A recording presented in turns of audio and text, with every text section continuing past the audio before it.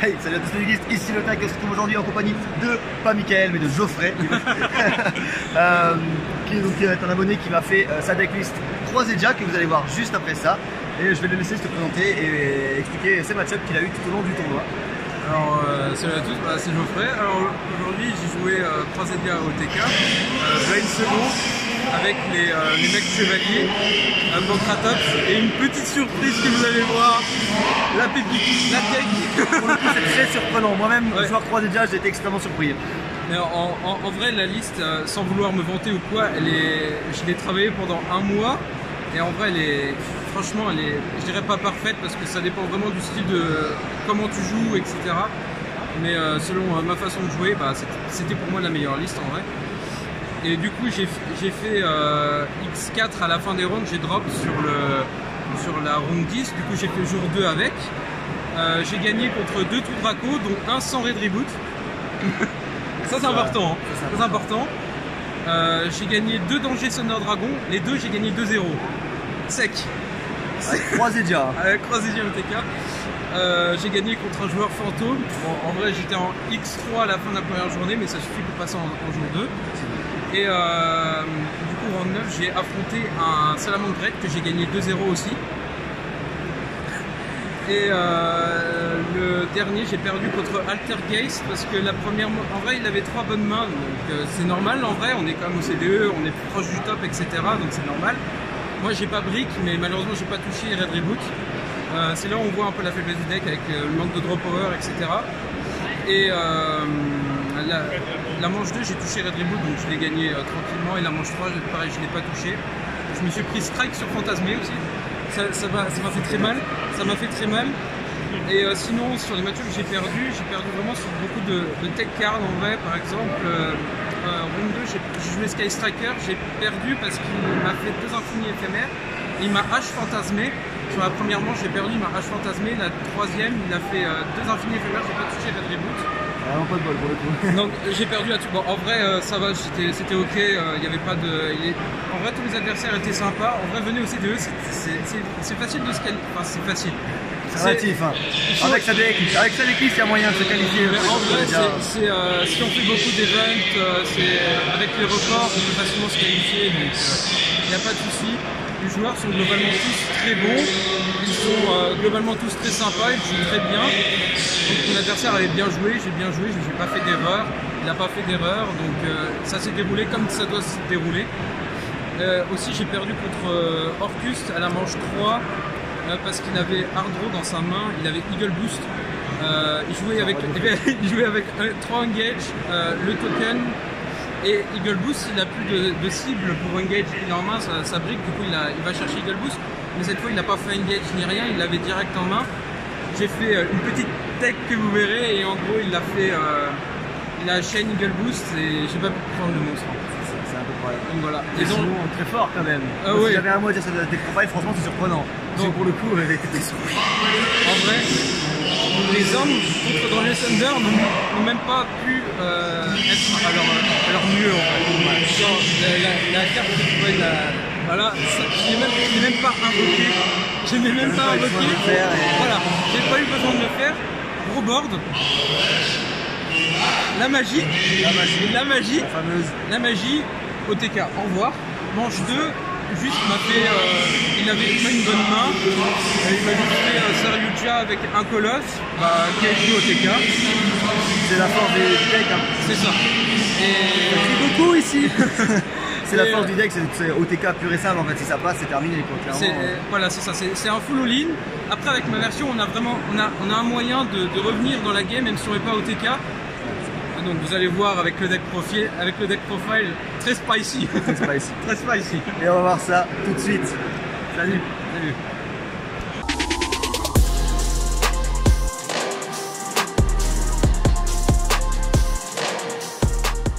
Du coup pour les Croisédia, on joue le classique, les 3 Maximus, tous les Croisédia x3, le Bad Boy, 3 le Dragon, 3 Arboria,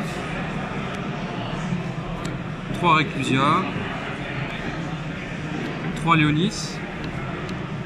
Avec ça je joue aussi le package mec chevalier, Donc je joue 2 Purple, 2 Indigo Eclipse et un Blue Sky. Basiquement, quand on en touche un, on les touche tous, donc pas besoin d'en jouer 36. Et c'est assez consistant, juste un en main ça suffit parce que sinon ça brique. 3 Dino-Lutteurs parce que c'est une version blind second. Et du coup c'est un extender gratuit et en plus de ça il peut détruire facilement les magies pièges. 2 Fantasmés, parce que, pas 3 parce que ça brique. Piocher Fantasmé avec Fantasmé c'est pas bon, même si on peut en remettre, on préfère remettre par exemple des Croisédia qu'on a en double ou d'autres cartes un peu comme ça. Et du coup x2 c'est très bien, ça refresh la main parce que le deck il manque vraiment de draw power. Il est assez consistant mais il manque voilà, de piocher les cartes, les tech cartes qu'on a besoin. Donc Fantasmé c'est très bien. Et 3 Kaiju. Les Kaiju c'est pour, même si on en a 2 en main c'est bien parce qu'on peut en Kaiju chez l'adversaire et puis on peut spé chez nous. Du coup ça peut trigger les effets Croisédia comme Magus, Regulex, etc. Et puis ça fait de la patate en plus. Maintenant pour les magies. Les 2 mines. Ah ça c'est très fort. Parce qu'on blind second. Et du coup sur les terrains qui ont beaucoup de negate de monstres, bah juste la mine c'est gratuit. On peut pas se faire end trap. Donc donc c'est free en vrai. C'est tellement free. Et si jamais notre adversaire arrive à remonter le board, bah, ça permet de tempo le temps de se refaire une main et de pouvoir retenter un OTK. Je joue 2 autres terrains, le jardin et le terrain Croisédia. Le jardin, c'est vraiment, ça facilite vraiment les OTK et ça c'est une win condition à elle toute seule. J'en joue qu'un parce que je vais vous montrer, je joue avec ça 2 terraformations. Donc ça permet d'aller chercher la mine, ça permet d'aller chercher le jardin. Du coup pas besoin de jouer 2 ou 3 jardins, un seul ça suffit, on peut aller la chercher, personne va H ça. Et si quelqu'un H ça, bah Magus il est free, Regulex il est free, donc c'est vraiment une erreur de faire H là-dessus. 2 appelés par la tombe quand même. Pas besoin d'en jouer 3 grâce à la mine. Et avec la terraformation on a facilement accès à la mine, donc juste 2 ça suffit. Et il faut vraiment éviter les briques avec le deck. Donc je joue un maximum d'extender. Du coup je jouais le Monster Reborn, c'est gratuit. Tout simplement, et c'est une free card pour des sites, si jamais je suis premier, etc. ça me sert à rien. Donc, voilà, et on termine avec les 3 Red Reboot main deck. C'est fort contre Salam, Orcust, Altergeist, True Draco, bref, tout ce qui est méta, c'est assez fort, c'est juste nul contre Danger Thunder Dragon. Et j'ai joué 2 Danger Thunder Dragon et j'ai touché les Red Reboot, mais ça m'a pas porté préjudice parce que les 2 j'ai gagné 2-0. Et aussi c'est un petit combo sympa avec la mine et Red Reboot contre Orcust ou Salam. On a les 2, c'est gagné. C'est juste gagné. Il peut juste rien faire. Il peut pas activer les Fog Blade. Il est obligé d'activer Crescendo là-dessus. Red Reboot, au revoir OTK. Et même contre Salam, rugissement là-dessus, Red Reboot, au revoir. Ou Rage, bah Red Reboot, au revoir. Et du coup, il peut plus passer la mine en vrai. Et du coup, bah voilà, c'est juste gratuit. Du coup, je vais passer à l'extra deck. Hop. En XI, je joue juste Cowboy pour le time, on a quelques niveaux 4. Je pourrais jouer avec le Scarlight Red pour le time avec le combo Garde Dragon, mais je préfère que. En fait, il me fallait une place dans le side et j'ai préféré jouer Cowboy parce que ça prend moins de place en vrai. Et on a facile accès à des niveaux 4. Donc voilà, en Link 1, je joue seulement 2 Magus, pas besoin de 3. Si t'es un bon joueur Croisédia, t'as pas besoin de 3, tu peux le renvoyer avec Draco, donc pas besoin d'en jouer 36. Le Guard Dragon Package, LP et Agarpain, pas besoin de mettre Pisty parce que j'ai pas Red Ice dans le deck, donc ça sert à rien. Et en fait il y a un OTK avec 3 cartes avec le combo là. En fonction de la main, en fonction de la situation, on peut juste pas faire le OTK classique Croisédia et partir sur le combo Guard Dragon et OTK. Ça fait toujours partie du combo de fin avec les Guard Dragons. Et c'est gratuit. Ça c'est un Link 2 générique. Si jamais la mine me bloque, en fait ça me permet juste de faire un Link un link 2 générique. Et comme ça, je peux empêcher mon adversaire de jouer et ça pointe 2 vers le bas. C'est un monstre à effet, c'est pour ça pas l'An Fornacus, c'est un monstre à effet. Du coup, on peut faire Borel Sword, Borload avec. Et en vrai, on n'est pas sensible à Super Poly, parce qu'on a quasiment aucun dark. Donc, c'est pour ça qu'elle est meilleure. Underclock, c'est pour la fin du combo, c'est pareil. Vous verrez le combo. En Link 3Edia 2, je vais jouer une Spata pour faire le combo avec les gardes-dragons, un seul Regulate, c'est pareil. Donc pas besoin d'en jouer plusieurs vu qu'on joue que la main. On joue pas Power parce que c'est trop faible, on joue pas Testament parce que c'est trop faible. En fait la mine elle est mieux, donc on n'a qu'une cible dans le deck, c'est le terrain et on peut gagner 100, donc même s'il se fait H, bah, c'est pas grave, on peut OTK avec EQMax, on peut OTK avec EQMax quand même, et il peut OTK tout seul, donc en vrai si l'OTK il passe pas, quand il y en ait 2 Regulex ou 3, ça change rien en fait, concrètement ça change rien, donc juste un seul ça suffit. La machine de la mort. J'ai collé plus de 40 000 en dégâts avec lui. Ouais, le combo classique, ça fait 40 000 dégâts. Avec lui, on peut OTK même si l'adversaire fait la nonne. Là, qui fait gagner des points de vie quand tu spécial summon un monstre. J'ai calculé, avec le full combo, l'adversaire il gagne genre 10-15 000 PV, on inflige 40 000. Triple burst pour pareil le combo garde dragon. Je vais jouer aussi pour les Link 4 un Vramax. En gros à la fin du tour, si j'ai pas réussi à OTK avec lui, je fais juste un lien 1 avec Maximus et après je fais lien 4, je fais un Vramax. Et avec la mine, il aura juste du mal à passer. C'est trop fort contre Sky Striker parce qu'il est obligé de faire la Gemini Wave pour passer. Pour le passer, et avec Arboria on protège juste de la destruction, donc c'est gratuit en fait. Borload pour passer à Vramax, sinon on le passe pas. Sauf si on peut l'invoquer, mais en vrai avec le combo de garde dragon c'est plus facile. Et Borel Sword pour OTK avec le package. Pour le side, petite carte spéciale. Danger Thunder connaît, Pendule Magicien connaît, 3 sphères.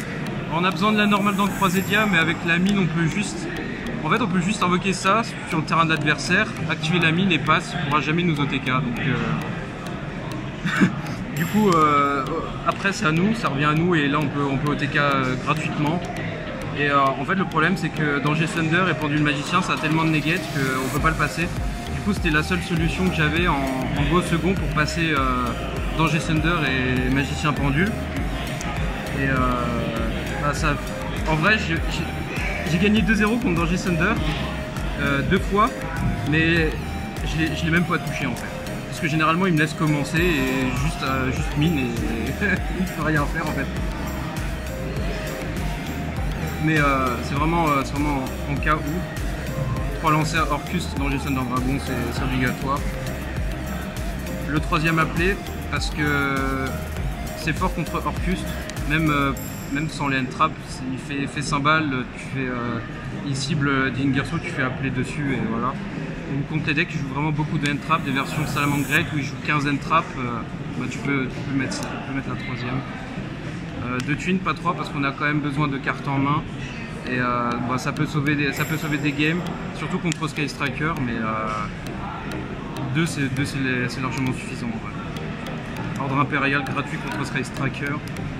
Et là la petite tech du Going First. Metaverse. Il invoque un monstre, j'active Metaverse, j'active du Mystic Mind, voilà, c'est gratuit. C'est pour ça c'est fort quand Danger Thunder ou Pendule Magicien il te fait commencer, tu set 1, tu dis à toi. S'il fait Cyclone dessus, tu chaînes et du coup t'as Mystic Mind. S'il fait Twin, c'est pareil, s'il essaie de la casser c'est pareil, s'il n'a pas H, il a perdu.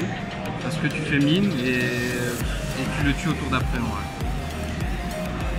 Et la dernière, pour pas être en conflit avec la mine, plutôt que jouer le package avec 3 sanctuaires artefacts et la fond on joue 3 cracks, donc c'est pareil. Tu la set, tu es contre Orcus, il fait son Phoenix, pour piter la mine, il fait le Cerbère, peu importe quoi, tu fais crackdown, tu la prends et il passe. et derrière tu l'OTK. Contre Salam, s'il a besoin de sa normale, avant de faire son lien 1, à la normale tu fais crackdown, tu le prends, s'il n'a pas volonté, il a perdu. Voilà, c'est aussi simple que ça. Et pareil pour Pendule Magicien, il invoque Electromite, tu fais crackdown, tu prends Electromite et voilà, il passe. Donc en gros ça c'est fort en going first. Et du coup c'est fort contre quasiment tout sauf Sky Striker. Et même contre Altergeist, s'il invoque par exemple Melusic, et du coup bah invocation normale Melusic, ok, crackdown, merci. Donc voilà, par contre voilà, c'est pas fort contre Sky Striker, mais en vrai on a Ordre Impérial à la place, on a Twin, donc à la place contre Sky Striker tu rentres juste ça. Voilà. Du coup pour le combo Croisédia, on a besoin de 2 Croisédia, peu importe en vrai. Et un extender, ça peut être Monster Reborn, ça peut être un mec chevalier, ça peut être Pancratops. Voilà, je l'ai juste pris parce que voilà, en vrai c'est blind second. Du coup bah, on peut invoquer le Pancratops. Spécialement, on invoque Léonis, on fait le lien 1, on invoque le Magus. On se fait le deuxième Croisédia, on va aller chercher Draco. Hop. Tu vas chercher Draco, tu fais le lien 2. C'est là où Spata est importante en vrai. Tu fais le Draco en dessous. Tu déclares l'effet de Draco, tu récupères celui de ta normale. Si on a normal celui-là, hop, voilà. Ensuite tu fais le lien 1. Avec le LP, tu fais l'effet Spata, tu le déplaces. Après tu fais tu peux faire l'effet directement LP ou tu peux faire triple burst en vrai comme ça. Ouais, tu peux faire triple burst. Et du coup tu déclares l'effet LP, parce que tu as 2 zones qui sont pointées vers le bas. Tu peux, en fait, si tu n'as plus de Draco dans le deck, tu peux invoquer Fantasmé. Mais bon, allez pour le beau jeu. On va invoquer Fantasmé. Parce qu'il est beau. Et après tu peux faire le lien 2.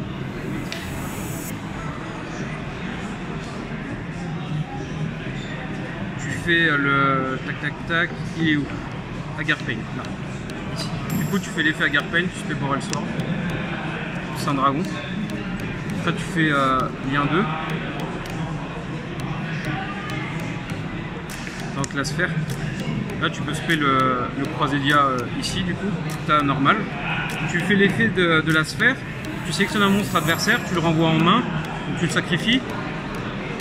Après tu utilises l'effet de la sphère, du coup tu vas pouvoir invoquer un autre dragon du deck. Donc là on va prendre Draco. En fait l'avantage c'est que tu peux l'invoquer en attaque. Du coup tu déclares l'effet Boral Sword, tu le passes en défense. Comme ça il peut attaquer 2 fois, tu fais lien 2. Tu invoques le Preneur Underclock, tu utilises l'effet, les monstres adverses perdent 3000 et du coup tu fais OTK.